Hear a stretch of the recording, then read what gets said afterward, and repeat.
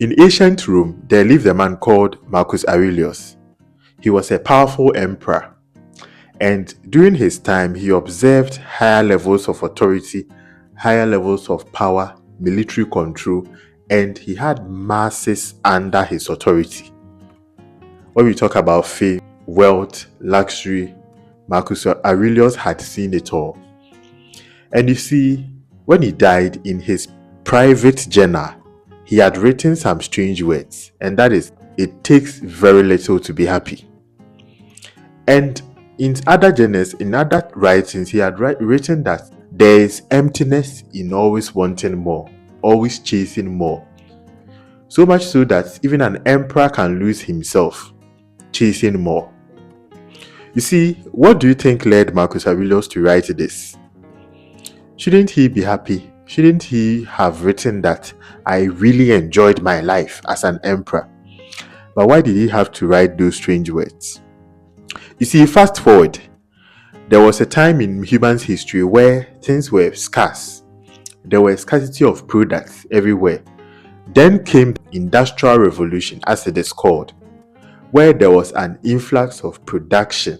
There was so much production where they were manufacturing stuff, consumer goods. And initially, people thought it was going to make everyone happy because now we will get more of what we want. But unfortunately, do you know that that is the time that humanity experienced the highest level of depression? When you read history, it's like that was the time that depression was at its highest. Then came the era after the Second World War. People thought that once America had won the Second World War, they were going to feel safe, they were going to feel assured and all that. But that was when humanity recorded anxiety. There was anxiety everywhere. There was so much fear in the system. You see, from Roman emperors to Silicon Valley billionaires, humanity have always wanted more. And this is a cycle. People think that wanting more is going to make you happy. And that is how we have been tricked throughout history.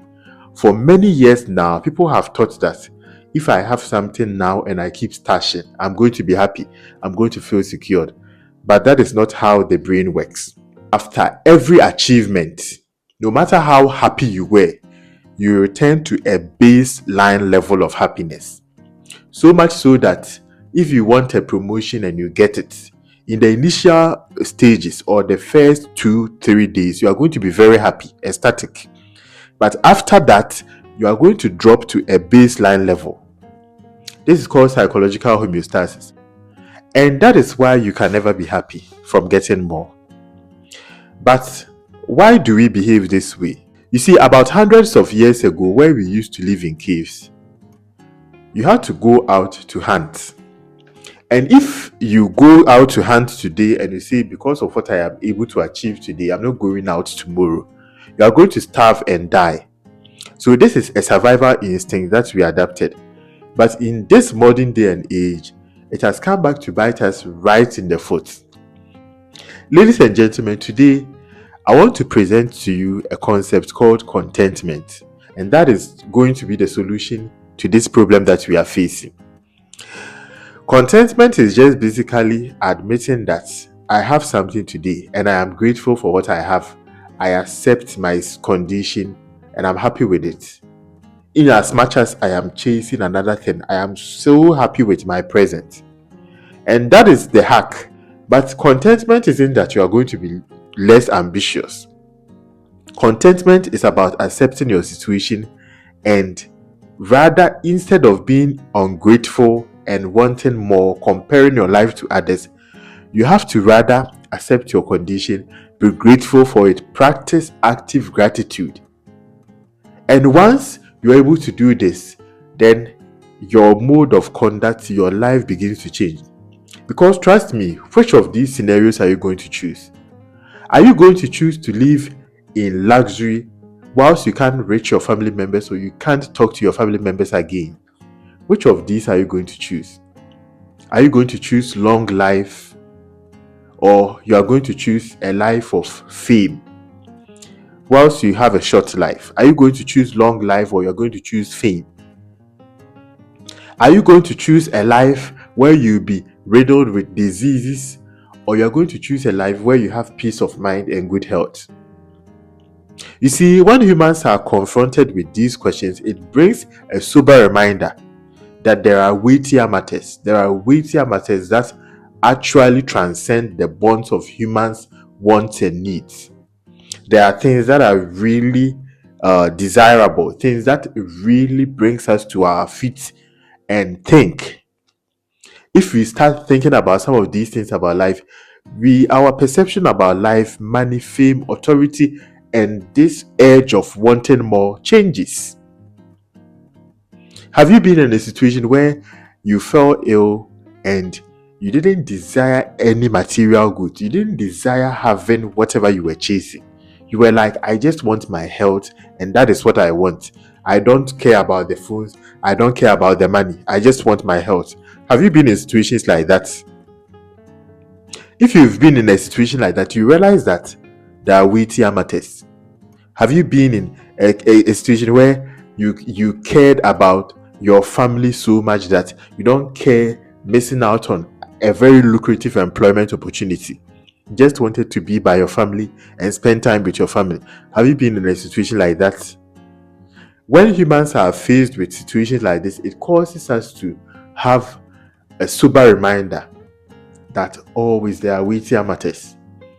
In as much as we wake up every day going out to look for more, in as much as we wake up every day looking for best ways to maximize our profit, best ways to stash more cash in our bank accounts, we have to question our motives. We have to question, are we grateful?